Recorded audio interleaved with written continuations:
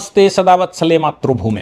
देखिए, एक विषय तो बड़ा इंपॉर्टेंट है, इसलिए इंपॉर्टेंट है क्योंकि सीजेपी और बाकी के आंदोलन के बाद बहुत सारा आंदोलन हुआ, सुप्रीम कोर्ट गए, बहुत बड़ा विषय बना। तमाम तरह की लेफ्ट मीडिया ने अर्बन नक्सल या मानसिक रूप से नक्सल, ऐसे लोगों ने इसको बहुत बड़ा बनाया।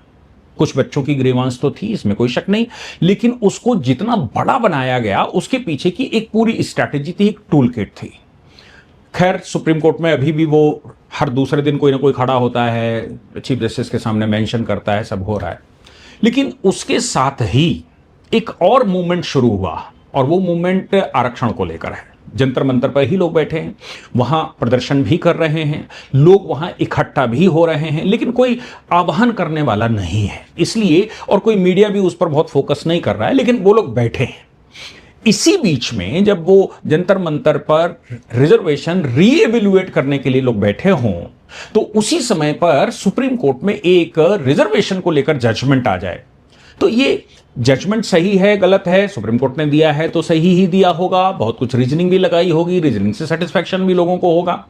लेकिन ये जो जंतर मंतर पर बैठे लोग हैं, इनको जरूर चिढ़ लगी होगी। वो चिढ़ ये लगी होगी कि साहब आप, मतलब हम तो इधर वो कर रहे हैं और उधर आपका जजमेंट आ गया। हालांकि इस विषय को दूसरे शब्दों में समझना चाहिए कि ऑनरेबल सुप्रीम कोर्ट के पास जो मामला आया वो आज से नहीं है, वो लंबे समय से है। मैं पूरा एक्सप्लेन उसको करूंगा। Chandan versus state of Jharkhand का मामला है। Chandan versus state of Jharkhand, SLP number 967/2024। और ये मामला क्या था, इसको समझ लेते हैं। फिर इस मामले को समझने के बाद जो लोग भी पूरे रिजर्वेशन के जो खेल हुआ है 1951 से अभी तक, 1947 1950 में नहीं हुआ, 1951 से लेकर अभी तक जो कुछ भी हुआ है उसकी कंप्लीट सीरीज हम आपको बताएंगे, और वो वहां से इवेल्युएट होते हुए यहां कैसे पहुंचा, और अभी भी इसमें जो कमियां हैं, जो मुझे लगता है, जो मेरे अपने व्यूज हैं, या मैं सीट पर होता तो हम कैसे सोचते, ये सवाल है।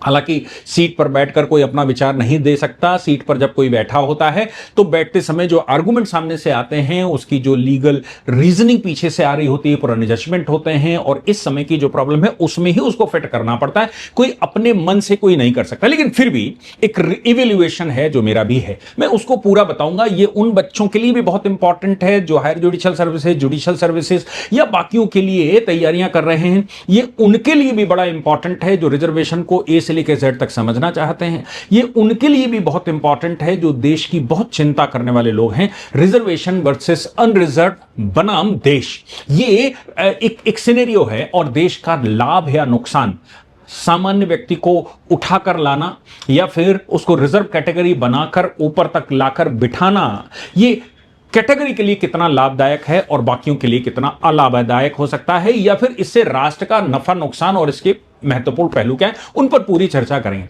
पहले हम लोग डिस्कशन कर लेते हैं चंदन वर्सेस स्टेट ऑफ झारखंड का मामला। चंदन वर्सेस स्टेट ऑफ झारखंड का मामला कुछ ऐसा आया कि भाई ओबीसी रिजर्वेशन से किसी ने एग्जाम दिया, मतलब उसने फॉर्म भरा तो ओबीसी रिजर्वेशन उसने किया। ओबीसी रिजर्वेशन के बाद उसका जब सिलेक्शन हुआ तो सुप्रीम कोर्ट के पुराने जजमेंटों को ध्यान में रखते हुए वो जनरल मेरिट में निकल गया। जनरल मेरिट में आ गया तो जनरल हो गया। अब ओबीसी कोटे से नहीं आएगा, जनरल से आएगा। जनरल कैटेगरी में आने के बाद उसको यह पता लगा कि अगर जनरल से मुझे अपॉइंटमेंट मिलता है तो मेरी जो पोस्ट है वो डाउन जाएगी। अगर मैं रिजर्व कैटेगरी का होता तो मेरी पोस्ट बड़ी होती। मतलब इसको ऐसे मान लीजिए, A category, B category, C category, तो जनरल में जब वो घुस रहा है तो जनरल, मतलब बन तो जनरल गया उसकी मेरिट के अनुसार, लेकिन उसको बी या सी कैटेगरी की जॉब मिल रही है। और अगर वो रिजर्व कैटेगरी में होता तो रिजर्व कैटेगरी जिससे उसके बहुत ज्यादा नंबर हैं, वो रिजर्व कैटेगरी का जो टॉपर है उसको ए कैटेगरी मिल रही है क्योंकि रिजर्वेशन है। अब ये दोनों लड्डू कैसे खाएगा? रिजर्वेशन का लाभ भी ले और रिजर्वेशन का लाभ ना लेते हुए अपने दूसरे भाइयों का सहयोग करे, और दूसरे भाइयों का सहयोग करते करते जनरल का कोटा काट दे, जनरल के व्यक्ति की जगह को रिप्लेस कर दे, और इधर उसके जो दूसरे भाई हैं वो भी इसमें नौकरी पा जाएं। लेकिन अब रिजर्व बनाम reserve, reserve in general, general में चला गया, और जनरल इन रिजर्व, तो वो जो रिजर्व वाला था जिसका वो भला कर रहा था वो तो बड़ी पोस्ट पे चला जाएगा, और ये छोटी पोस्ट पे जाएगा, भले इसके नंबर बहुत ज्यादा हो उससे। तो फिर वो चला आया कोर्ट, और कोर्ट में उसने कहा कि साहब हमें लाभ चाहिए, मेरा लाभ का नुकसान हो रहा है, इसलिए साहब हमें लाभ दे दीजिए और हमें ए कैटेगरी रिजर्व कैटेगरी में दे दीजिए। जबकि राज्य सरकारों ने यह कहा कि अगर तुम रिजर्व कैटेगरी बिलोंग करते हो तो रिजर्व कैटेगरी का रिजर्वेशन मिलेगा, अगर तुम जनरल में चले जाते हो तो तुम्हें जनरल की पोस्टिंग मिलेगी, इसलिए आप इधर क्विट नहीं कर सकते। अब आप बताओ आपको क्या करना, आपको ओबीसी रहना है, जनरल रहना है? तो यह भी कई बार तय हुआ कि ओबीसी और जनरल में से कोई एक कैटेगरी आपको जो आपने भरी है उससे ही आ पाएंगे। ये सब कुछ भारत में होता रहा। हालांकि सुप्रीम कोर्ट ने आज कल ये जजमेंट दिया। सुप्रीम कोर्ट ने कहा कि भाई अगर कोई व्यक्ति जो रिजर्व कैटेगरी का है वो जनरल की मेरिट लिस्ट में आ जाता है और अब वो अगर रिजर्वेशन का लाभ लेना चाहता है तो उसको वंचित नहीं किया जा सकता, क्योंकि उसके ज्यादा नंबर आ गए इसका मतलब ये नहीं है कि वो वंचित कर दिया जाएगा।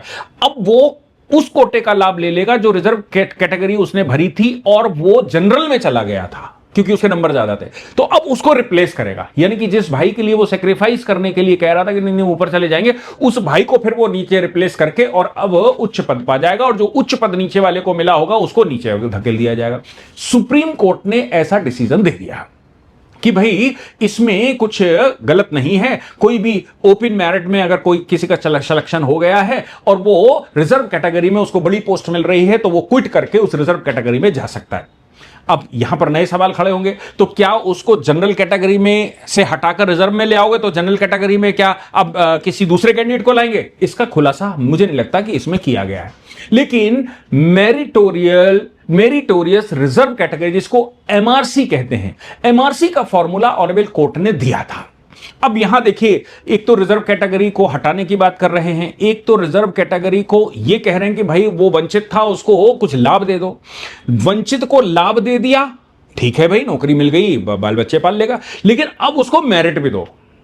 किस आधार पर? लोअर के आधार पर मेरिट दो। मेरिट दे दी तो अब उसको पोस्टिंग भी बड़ी दो। ये जो जनरल कैटेगरी में उसके साथ वाले हैं जहां उसको बी कैटेगरी मिल रही थी, अब यहां से वो ए कैटेगरी में चला है, तो जनरल का रिजर्वेशन जनरल में भी जाएगा, रिजर्वेशन की एक सीट भी खाली करेगा और फिर रिजर्वेशन में आ जाएगा। ये अभी क्लियर नहीं है कि वाकई में ऐसा क्या हुआ और ऐसा क्या होना चाहिए। लेकिन ऑनरेबल सुप्रीम कोर्ट ने आर्टिकल 14 और आर्टिकल 16 का लाभ देते हुए कहा कि सार्वजनिक रोजगार के अवसर में समानता होनी चाहिए, समान का अधिकार है। इसलिए अगर वो रिजर्व कैटेगरी का है तो उसको समानता का अधिकार होने के नाते वहां उसको बड़ी पोस्ट यानी कि ए पोस्ट पर उसको शामिल करना चाहिए।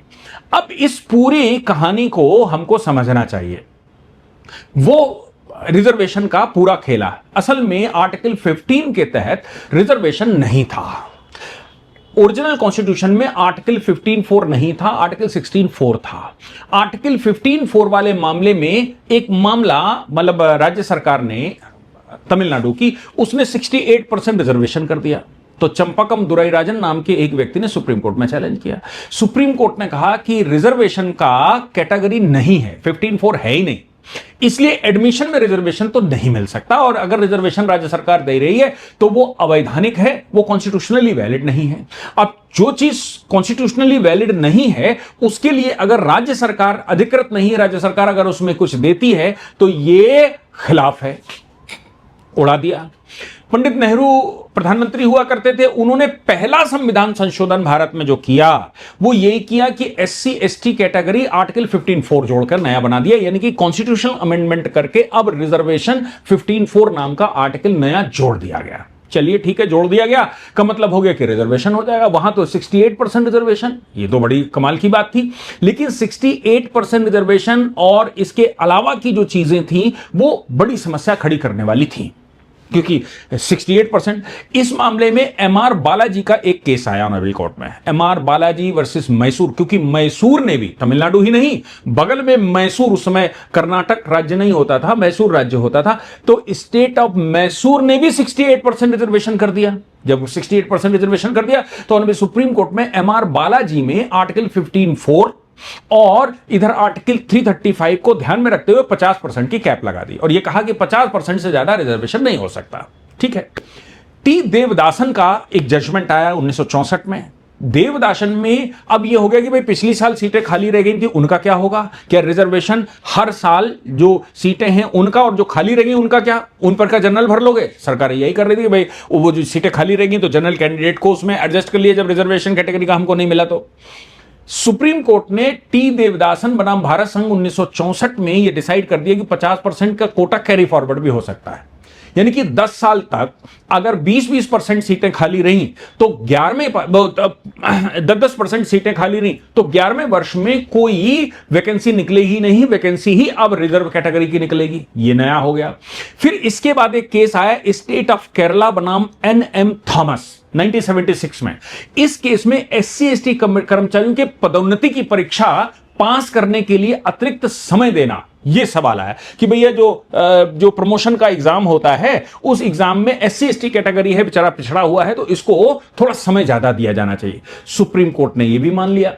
सुप्रीम कोर्ट ने आर्टिकल 16(4), आर्टिकल 16(1) कहा कि आर्टिकल 16(4), 16(1) का अपवाद नहीं है, बल्कि यह समानता के अधिकार का ही एक हिस्सा है। वास्तविक समानता प्राप्त करने के लिए राज्य कमजोर वर्ग के लिए सकारात्मक कदम उठाए और उनको एग्जेम्पशन दे दे। अच्छा, ये केवल जो ओरिजिनल रिजर्वेशन है जिसको हम कहें डॉक्टर अंबेडकर ने रखा था, वो केवल SC/ST कैटेगरी। तो भारत में केवल 2 ही कैटेगरी थी, एक SC/ST कैटेगरी और बाकी सब जनरल। बाकी सब जनरल, जो आज OBC है वो सब जनरल था। इंदिरा गांधी ने उस पर एक सर्वे करवाया था, उस पर मंडल कमीशन की रिपोर्ट आई थी, लेकिन उन्होंने स्वीकार नहीं की। बाद में विश्वनाथ प्रताप सिंह बैठे, उनको लगा कि देश का वोट बैंक OBC हम घसीटना है तो कुछ और करना पड़ेगा। उन्होंने OBC रिजर्वेशन 27%, अब ये पूरा रिजर्वेशन 21% था, वो 27% आ गया OBC का। और OBC का 27% रिजर्वेशन जब आया तो देश में हंगामा होना स्वाभाविक था, मंडल कमंडल और ये सब शुरू हुआ। वो मामला इंदिरा साहनी बनाम भारत संघ के मामले में कोर्ट में गया। 9 जजेस की बेंच बैठी, उन्होंने OBC रिजर्वेशन को वैलिड ठहरा दिया, 27% उनको दिया जा सकता है। फिर उन्होंने नरसिंह राव सरकार ने पहले आंध्रा में जब नरसिंह राव जी की सरकार हुआ करती थी वहां पर भी कुछ किया था। खैर, वो OBC रिजर्वेशन को वैध ठहरा दिया, लेकिन बालाजी का जो 50% का कैप था उस 50% के कैप को भी वैलिड ठहरा दिया। कहा कि 50% का कैप ठीक है, लेकिन यहां क्रीमी लेयर का एक फॉर्मूला OBC में डाल दिया और कहा कि भाई क्रीमी लेयर, जिनके पास धन है, जिनके पास संसाधन है, उनको लाभ नहीं मिलना चाहिए, जो वाकई में वंचित है उसको ही लाभ मिलेगा। पदोन्नति में आरक्षण की अनुमति नहीं दी और कहा कि सीधी भर्ती है, भाई पदोन्नति क्यों, आपको नौकरी चाहिए थी, आपको नौकरी मिल गई, आपको पदोन्नति क्यों मिलेगी। और यही बात आगे बढ़ गई। लेकिन उसके बाद इंदिरा साहनी को में जो रूलिंग पास हो गई उसको खत्म करने के लिए 77वां, 77th, 81st, 82nd ये 3 अमेंडमेंट आए। एक में आर्टिकल 16(4)A जोड़ दिया गया, जिसमें यह कहा गया कि SC/ST उम्मीदवारों के लिए पदोन्नति में आरक्षण को संवैधानिक मंजूरी दे दी गई। 81वां संविधान संशोधन अटल बिहारी वाजपेयी जी के टाइम पर आया था 2000 में, उसमें 16(4)B जोड़ दिया गया। 16(4)B ने यह कहा कि जो बैकलॉग है यानी कि कैरी फॉरवर्ड रहेगा वो आगे फॉरवर्ड हो जाएगा, वो 50% की सीमा से अलग होगा। 82वां संविधान संशोधन फिर 2000 में ही आया, उसने आर्टिकल 335, जो कि सुप्रीम कोर्ट ने इंदिरा साहनी में कहा था देश की इफिशिएंसी पर फर्क नहीं पड़ना चाहिए। इंदिरा साहनी के जजमेंट में एक चीज सुप्रीम कोर्ट ने 9 जजेस की बेंच ने एकदम क्लियर कही थी। उन्होंने कहा देखिए, देश की आप रिजर्वेशन दीजिए, लेकिन देश की क्षमताओं पर फर्क नहीं पड़ना चाहिए, देश की इफिशिएंसी पर फर्क नहीं पड़ना चाहिए। अगर इफिशिएंसी पर रिजर्वेशन की वजह से फर्क पड़ा तो यह रिजर्वेशन ठीक नहीं होगा, ये उन्होंने कहा था। इसलिए उनको आप एंट्री मरवा दीजिए, फिर अंदर सब करने दीजिए। अटल बिहारी वाजपेयी जी की सरकार ने 2000 में फिर संशोधन 335 में भी कर दिया और पदोन्नति के लिए अंकों में छूट, जो कि सुप्रीम कोर्ट ने भी कहा था देवदासन के मामले में, तो उनको छूट देने का भी संवैधानिक अधिकार हो गया। चलिए ठीक, ये भी हो गया। अब एक बड़ा केस आया M नागराजन का, जिसमें 77th, 81st और 82nd तीनों अमेंडमेंट चैलेंज हुए। पहले से वो थी। 3 शर्तें सुप्रीम कोर्ट ने लगाई, वो बड़े ध्यान से आपको जानने की जरूरत है कि वो 3 शर्तें। उन्होंने कहा वर्ग के पिछड़ेपन को साबित करने वाला डेटा चाहिए। पहले ये बताओ जिसको आप रिजर्वेशन दे रहे हो वो वाकई में पिछड़ा है या नहीं, और वो पिछड़ा किस आधार पर है। ऐसा तो नहीं है जनरल में भी पिछड़ा हो और उसको तुम सिर्फ रिजर्वेशन का लाभ दे रहे हो। तो फिर पिछड़ा वर्ग का रिजर्वेशन आपको देने से पहले एक डेटा देना पड़ेगा कि वाकई में पिछड़ा कौन है। सरकारी सेवाओं में उनके पर्याप्त प्रतिनिधित्व है कि नहीं है। अगर पर्याप्त प्रतिनिधित्व कम है तो रिजर्वेशन नहीं होना चाहिए।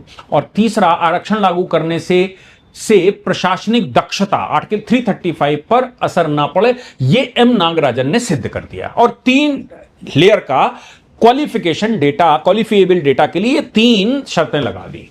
इन 3 शर्तों को पूरा करते उससे पहले 2008 में, और इन शर्तों में 2008 में यह कह दिया गया कि नहीं नहीं ऐसा नहीं है, ये जो SC ST का कैटेगरी थी, ये SC ST कैटेगरी तो ओरिजिनल कॉन्स्टिट्यूशन में थी, आर्टिकल 16(4) में, मैं बता रहा हूं 15(4) में नहीं थी, 16(4) में थी। तो ये जो इफिशिएंसी वाली बात आर्टिकल 335 में कही गई है इस जजमेंट में, वो ठीक नहीं है, क्योंकि SC ST को जाति के आधार पर रिजर्वेशन मिलेगा, मेरिट के आधार पर नहीं। इसलिए 335 यहां इनफ्लेक्चुअस हो गया, जो एम नागराजन में सुप्रीम कोर्ट कह रहा है। अशोक कुमार ठाकुर का एक बड़ा केस आया। अशोक कुमार ठाकुर 2008 में इसलिए आया क्योंकि 93वां संविधान संशोधन, अभी 93rd संविधान संशोधन। अब देखो आर्टिकल 335 ये कह रहा था कि भाई देश की इफिशिएंसी पर फर्क नहीं आना चाहिए, देश की शक्ति नहीं रुकनी चाहिए, देश की क्षमताएं कम नहीं होनी चाहिए। अब क्षमताओं का मतलब है कि जो हाई प्रोफाइल कहना ठीक नहीं होगा, लेकिन जो शिक्षण संस्थान हैं, शिक्षण संस्थान मतलब ऐसे शिक्षण संस्थान जो कि ये तो केंद्रीय शिक्षण संस्थान है, या फिर वो ऐसे संस्थान हैं जहां पर जिसकी इफिशिएंसी पर फर्क पड़ता हो, जैसे मेडिकल की फील्ड है। अब डॉक्टर बना दीजिएगा रिजर्वेशन लगाकर, और उसको नंबर कम के आधार पर डिग्री भी दे दीजिएगा, तो क्या होगा? तो उसका मतलब यह हो गया कि वो किसी को मार देगा। इंजीनियर से बिल्डिंग बनवा लीजिएगा, एक दिन अगर इफिशिएंसी उसके अंदर नहीं है, बिल्डिंग गलत खड़ी हो गई, तो उसमें लाखों लोग एक साथ मर जाएंगे। या फिर मैनेजमेंट का मामला आता है, ऐसे चीजें रिजर्व नहीं होनी चाहिए, वो रिजर्वेशन नहीं था, पहले सुप्रीम कोर्ट ने कहा था। लेकिन 93वां संविधान संशोधन करके मनमोहन सिंह जी की सरकार ने इसमें संशोधन कर दिया और कहा SC ST OBC इनका आरक्षण सब में होगा, निजी संस्थानों में भी होगा, हायर एजुकेशन में भी होगा। अशोक कुमार ठाकुर में वो चैलेंज हो गया। अशोक कुमार ठाकुर के जजमेंट को ऑनरेबल सुप्रीम कोर्ट ने फिर से कह दिया ओबीसी की जो क्रीमी लेयर है वो बरकरार रखेंगे, लेकिन जो संशोधन है वो वैलिड है। अब इसका मतलब ये हो गया कि डॉक्टर भी कम नंबर से पास होगा, इंजीनियर भी कम नंबर से आएगा, वकील या जजेस भी कम नंबर से बन सकते हैं। मतलब कुल मिलाकर बंटाढार अगर हो सकता है तो होने दीजिए, कोई बात नहीं, रिजर्वेशन रहना चाहिए, सरकारें बनी रहनी चाहिए, सरकारों के दिमाग में रिजर्वेशन रहना चाहिए। 2018 में जनरल सिंह बनाम लक्ष्मी नारायण का एक बड़ा केस आया। जनरल सिंह बनाम लक्ष्मी नारायण गुप्ता का अदालत ने एम नागराजन, चूंकि एम नागराजन फिर से सामने आ गया, एम नागराजन 2006 के उस हिस्से को खारिज कर दिया जिसमें उसने यह कहा कि SC ST का जो रिजर्वेशन है वो आर्टिकल 335 देश की इफिशिएंसी पर डिपेंड होना चाहिए। सुप्रीम कोर्ट ने कहा SC ST का रिजर्वेशन तो पहले से था, इसलिए अगर वो देश की इफिशिएंसी बिगड़ भी जाती है तो भी चूंकि आर्टिकल 335 ओरिजिनल कॉन्स्टिट्यूशन में है, इसलिए वो कंडीशन, वो शर्त जो है वो वैध नहीं है। SC ST के मामले में, OBC के मामले में वो है। अभी क्या हुआ कि भाई रिजर्व कैटेगरी आप रिजर्व में भर के आए तो ठीक है। सौरभ यादव बनाम उत्तर प्रदेश राज्य का 2020 का जजमेंट आया, ओपन बनाम जनरल कैटेगरी। अब ओपन बनाम जनरल कैटेगरी के मामले में यह आया कि साहब अगर हमारे नंबर ज्यादा हैं तो आप हमको जनरल कैटेगरी में ले जाइए, जिसके नंबर हमारे समुदाय में ज्यादा हैं उनको जनरल कैटेगरी में ले जाइए, उसके बाद रिजर्वेशन, यानी कि अब जनरल की सीटें भी घेर लीजिए, अगर अच्छे नंबर वो कंपटीशन कर सकता है। और ओबीसी तो 1989 तक ओबीसी तो जनरल ही था, वो तो कंपटीशन कर ही रहा था, लेकिन फिर भी अगर वो कंपटीशन करके नंबर ज्यादा पा रहा है तो फिर उसको जनरल में ले जाओ और उसके दूसरे भाई को रिजर्वेशन करके उसको अंदर को छोड़ दो, ये तय हो गया। सौरभ यादव के केस में सुप्रीम कोर्ट ने ये डिसीजन दे दिया, उन्होंने कहा भाई देखो अभ्यर्थी अगर उच्च मेरिट लिस्ट लाता है, अधिक नंबर लाता है, तो उसको जनरल में ले जाइए। सरकारों ने कहा कि अब तुम जनरल में आ गए तो तुम्हारी कैटेगरी भी, जो तुम्हारी पोस्ट है वो भी जो वहां जनरल में मिलेगी वही होगी। जनहित अभियान बनाम भारत संघ, जब 10% का रिजर्वेशन 103वें संविधान संशोधन के द्वारा कर दिया गया केंद्र सरकार ने, मोदी जी की सरकार ने 15(6) और 16(6) नए जोड़ दिए और 15(6)66 में ईडब्ल्यूएस को 10% आरक्षण की बात कर दी। सुप्रीम कोर्ट चैलेंज हुआ, 5 जजेस की बेंच बैठी, 2 से मेजोरिटी में जजमेंट आ गया और उन्होंने पिछले बारे सारे जजमेंटों को यहां हवाला दे दिया। लेकिन एक बड़ा केस 7 जजेस की बेंच की स्टेट ऑफ पंजाब बनाम देवेंद्र सिंह 2024, क्योंकि रिजर्वेशन को रिवेल्युएट अगर नहीं करेंगे, honourable justice B R Gavai chief justice उसमें नहीं थे, बी आर गवई हुआ करते थे और 5 जजों की बेंच में ऑनरेबल जस्टिस चंद्रचूड़ चीफ थे। मेरे सामने का केस है, चूंकि मतलब मैं अदालत में ही था उस दिन जिस दिन ये प्रोनाउंसमेंट हुआ। सुप्रीम कोर्ट ने उसमें honourable justice B R Gavai ने यह कहा कि भाई देखो ये जो तुम कर रहे हो अगर मेरिटोरियस है तो और SC ST में भी अगर वो क्रीमी लेयर है तो क्यों नहीं लागू होनी चाहिए? फिर मेरिटोरियस जो स्टूडेंट थे कि कितनी ऑनरेबल जस्टिस BR गवई दलित जाति से आते हैं और बड़ी विषम परिस्थितियों से उभरकर सुप्रीम कोर्ट तक आए। ऑनरेबल जस्टिस BR गवई ने ये कहा कि देखो, पहली बात तो ये है कि मैं इसलिए यहां तक आ पाया क्योंकि मैं रिजर्व कैटेगरी था, लेकिन मेरा बेटा रिजर्व कैटेगरी का नहीं है, क्योंकि मैं चीफ जस्टिस का बेटा भी अभी क्या रिजर्व रहेगा, चीफ जस्टिस का बेटा भी अभी बैकवर्ड रहेगा। अरे भाई, मैं चीफ जस्टिस हो गया, इससे बड़ा क्या तमगा मिलेगा? मेरे बेटे को इसका रिजर्वेशन का लाभ नहीं मिलेगा, क्योंकि मैं पढ़ा रहा हूं। अब वो सवर्णों की तरह ही पढ़ रहा है, बाकी देश के जनरल कैटेगरी की तरह पढ़ रहा है, तो इसलिए वो वैसा रहेगा। लेकिन उन्होंने एक बात और साथ में कही, उन्होंने कहा कि भाई देखो, रिजर्वेशन के मामले में आप रीइवैल्यूएट करिए, अंतिम पायदान पे खड़े व्यक्ति को रिजर्वेशन का लाभ पहले होना चाहिए, इसलिए रिजर्वेशन विद इन रिजर्वेशन होना चाहिए। यानी कि SC ST समुदाय का वो व्यक्ति जिसके बच्चे जो 2 पीढ़ी या 1 पीढ़ी पहले जिसको रिजर्वेशन का लाभ मिल गया, सरकारी नौकरी मिल गई, अच्छा काम मिल गया, उसके बच्चे की पढ़ाई और उसके सगे भाई के बच्चे की पढ़ाई जो गांव में पढ़ रहा है, इन दोनों में कंपटीशन नहीं हो सकता, क्योंकि वो बैकवर्ड है और ये फॉरवर्ड हो चुका है। इसलिए पहले रिजर्वेशन का लाभ उसको मिलना चाहिए, बाद में इसको मिलना चाहिए। बात तो बिल्कुल सही थी। मैं तो उन्होंने ये भी प्रस्ताव रखा था कि भाई अगर जो एक बार रिजर्वेशन का लाभ ले चुका है उसको आगे रिजर्वेशन का लाभ नहीं मिलना चाहिए, उसके परिवार अब तो अपग्रेड हो गया, तो जो बाकी बच्चे हैं उनको रिजर्वेशन का लाभ देकर उनको पैरिटी में लेकर आइए। पैरिटी मतलब मेन स्ट्रीम में लेकर आइए। ये तो मेन स्ट्रीम में आ गया। तो मुख्य उद्देश्य रिजर्वेशन का देने का पैरिटी में लाना था, या रिजर्वेशन का मुख्य उद्देश्य इन जो एक बार लाभ ले गया उनको दाने का था, किसी को वहां बिठाने का नहीं था। बात थी कि मेन स्ट्रीम में सब लोग आ जाएं जो पिछड़ गए हैं। वो तो तभी आ सकते हैं जब पहले वाले रिजर्वेशन का लाभ ले चुका है, उसके बच्चे सरकारी स्कूल में, कॉन्वेंट में और इधर उधर पढ़ने लगे हैं, अच्छे स्कूलों में पढ़ रहे हैं, अच्छी जगह पर रह रहे हैं, अच्छे लोगों के बीच में बैठ रहे हैं, उनके बच्चे और उसके सगे भाई के बच्चे के बीच में डिफरेंस पैदा हो जाएगा। इसलिए पहले रिजर्वेशन का लाभ उसके सगे भाई के बच्चे को होना चाहिए, इसको नहीं। ये ऑनरेबल जस्टिस BR गवई ने अपने जजमेंटों में लिख दिया और 7 जजेस उस पर एग्री हो गए।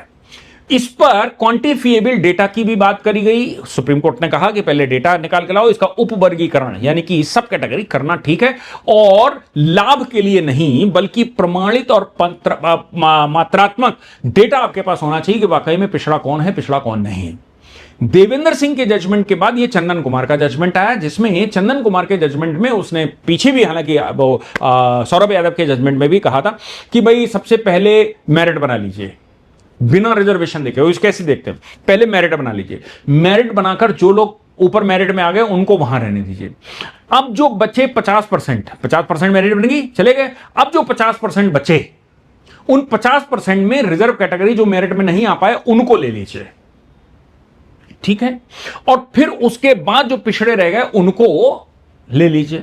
सुप्रीम कोर्ट ने आज चंदन कुमार के केस में कहा कि जो रिजर्व कैटेगरी के लोग ऊपर निकल गए हैं उनको जनरल जो कर दिया गया था सौरभ यादव के केस में, उनको जो लाभ है वो नीचे वाले को देना चाहिए। यानी कि वो लाभ उसको रिजर्व कैटेगरी का मिलेगा और वो इधर जनरल कैटेगरी में उसकी मेरिट बनेगी, लाभ भी लेगा और जनरल भी रहेगा। अब इसमें ये तो नहीं तय किया कि भाई अगर वो जनरल कैटेगरी में निकल गया तो वो परिवार ही जनरल हो गया। होशियार लोग हैं, जनरल परिवार हो गया, रिजर्व कैटेगरी ही नहीं बची, या फिर रिजर्व कैटेगरी उसने क्लेम किया था तो रिजर्व कैटेगरी में ही जाना चाहिए था, बाकी में नहीं जाना चाहिए था। ये एक बड़ी विडंबना हमारे देश के पास है। आर्टिकल 335 का जो हवाला सुप्रीम कोर्ट ने पहले दिया था, जो नागराजन के केस में उड़ा दिया, उसका परिणाम निकलता है कि बड़ी, मतलब जॉब तो बहुत थोड़े से हैं सरकारी, लेकिन एक बड़ी कैटेगरी जो अपने आप को सवर्ण कहती है वो विदेश चली जाती है। क्यों? क्योंकि वो कहता है मेरे पास ब्रेन है, मेरे पास शक्ति है, मेरे पास वो है, यहां अपॉर्चुनिटी की कमी है, एक काम करते हैं कहीं विदेश में चलते हैं जहां रिजर्वेशन का झंझट नहीं है, वहां मैं अपनी मेरिट से उनसे लड़ूंगा। इससे देश का नुकसान होता है, नो डाउट। एक कैटेगरी में ढूंढने की कोशिश कर रहा था, उसमें यह पता लगा कि 90% सवर्णों के बच्चे रिजर्वेशन का दिमाग में रखते हुए विदेशों में जाकर नौकरियां करते हैं और वहां की सरकारों में भी काम करते हैं। अब ये तो देश का बहुत बड़ा नुकसान है। अगर देश ग्रो करेगा तो नो डाउट जो पिछड़ गए हैं उनको भी उसका लाभ मिलेगा, लेकिन अगर देश में जो अग्रणी भूमिका में लोग हैं, जिनके पास ब्रेन है, वो अगर सब विदेश चले जाएंगे तो यहां आप इनको बीच में खेल लीजिए जितना खेल सकते हैं। जो कहते हैं कीचड़ में कमल खेलेगा, कमल खेला वो चला गया अमेरिका, अब बचा कीचड़ में खेल लीजिए, ऐसे उसको कहा जा सकता है। मेरा इंटेंशन कुछ गलत कहने का नहीं, लेकिन मैं कह रहा हूं कि भाई ऐसे भी सोचा जा सकता है। अब आरक्षण के मामले में जो अभी नीट परीक्षा के दौरान निकला था, कुछ लोगों ने सवाल उठाए थे और यह कहा था कि भाई देखो आरक्षण का जो मामला है वो आप उसको रिवाइज करिए, उसको रिवाइज करिए, कुछ मत करिए। एक तरफ यूजीसी का सर्कुलर जारी हो गया, भाई ये जो है जो गलत शिकायत करेगा तो उसका कोई दोष नहीं, लेकिन शिकायत करने पर इसके ऊपर जो एक्शन हो गया होगा ठीक है। यानी कि अब आप जो जनरल कैटेगरी का व्यक्ति है उसके खिलाफ अगर वो कर देंगे तो यूजीसी रेगुलेशन ने उसका दिमाग पहले घंटी बजाई, वो विदेश की तरफ और तेजी से बढ़ गया, सीधी सी बात है जाएगा। और इधर दूसरी तरफ, मतलब वो तो बढ़ ही गया, इधर दूसरी तरफ आपने ये कहा कि अब ये भी उधर चला जाएगा।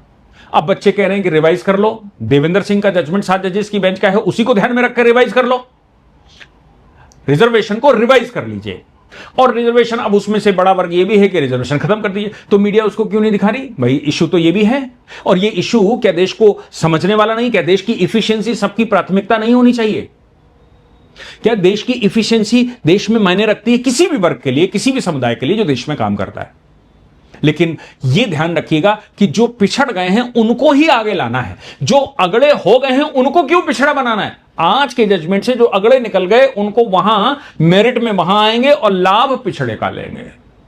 आप कितना सहमत हैं? जंतर मंतर पर इस समय बच्चे बैठे हुए हैं, उन बच्चों को कौन नोट कर रहा है, या उन बच्चों के विषय में कहां डेटा जाएगा, कौन कौन उसको उठाएगा, कौन कितनी बात कहेगा, किसकी बात कहेगा, यह सब आपका सोचने का काम है। आप सोचकर, लिखकर बताइए, शेयर भी कीजिए। मैंने पूरा ए से लेके जेड तक पूरा सिनेरियो आपको बताया है। इस सिनेरियो के बाद आपको तय करना है कि वाकई में देश में क्या चल रहा है और क्या होना चाहिए।